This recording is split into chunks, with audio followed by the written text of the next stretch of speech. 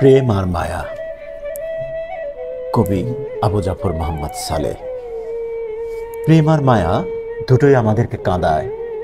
প্রেম কাঁদায় প্রিয়তম মানুষটিকে না পাওয়ার জন্য, আর মায়া কাঁদায় প্রিয় কোনো কিছু ছেড়ে আসার জন্য, বা নিজের কাছ থেকে প্রিয় কোনো জিনিস চিরতরে বিচ্ছিন্ন হওয়ার জন্য।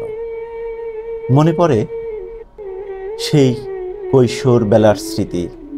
ভালোবাসার মানুষটিকে না পেয়ে আমি গোপনে গোপনে কতই না কেঁদেছিলাম।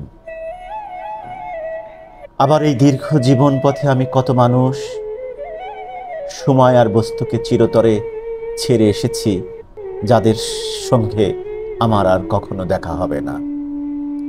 চিরবিচ্ছিন্ন হওয়ার সেই বেদনা আমাকে এখনো ঘোর বিষাদে নিয়ে যায়, আমাকে গোপনে গোপনে কাঁদায়।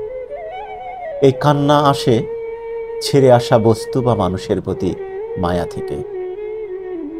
আমরা আবার ফিরে পেতে চাই সেই সব স্মৃতিমাখা সময়ের কাছে।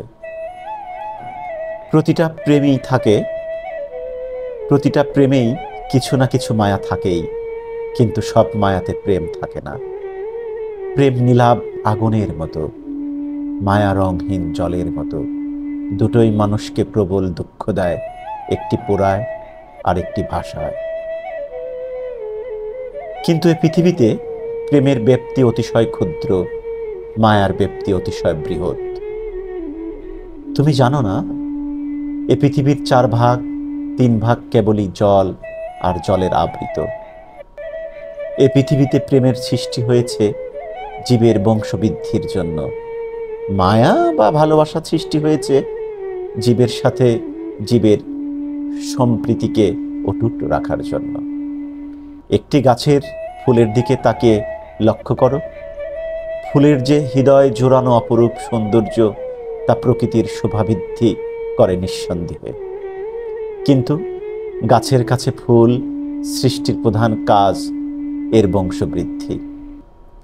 ফুলের অপরূপ সৌন্দর্য, মধু আর সুবাসে আকৃষ্ট হয় কীট, পতঙ্গ, মৌমাছি, প্রজাপতি।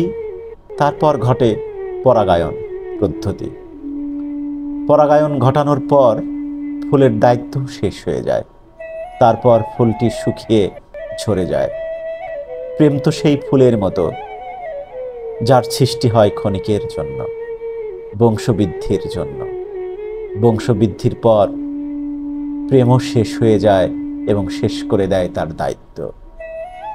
কিন্তু মায়ার ব্যাপ্তি সর্বত্র, আর সমস্ত জীবন পর্যন্ত।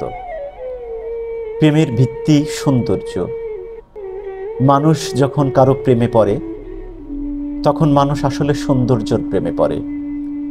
মুখায়বের সৌন্দর্য, মনের সৌন্দর্য, কথার সৌন্দর্য, কিংবা অন্য কিছুর সৌন্দর্যের মোহে। মায়া সৌন্দর্য বোঝে না। মায়া জন্মায় দুটি মানুষ, জীব বা বস্তুর ঘনিষ্ঠ থেকে সময়ের প্রবাহে। আজও পৃথিবী টিকে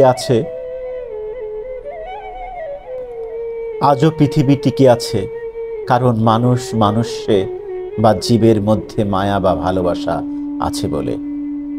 পৃথিবীতে একটি অনুভূতি আছে, আর তা হচ্ছে প্রেম, যা দূর থেকে ক্ষণিক সময়ের মধ্যেই আগুনের ফুলকির মতো মানুষের হৃদয়ে সৃষ্টি হতে পারে আর নিদারুণ উত্তেজনায় পোড়াতে পারে।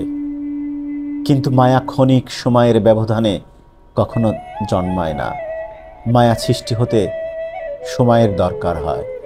সময় যত যায়, মায়া তত গভীরভাবে জেঁকে বসে আমাদের হৃদয়ের ভিতরে। একবার পোক্তভাবে জেঁকে বসলে তার যায় না সহজে।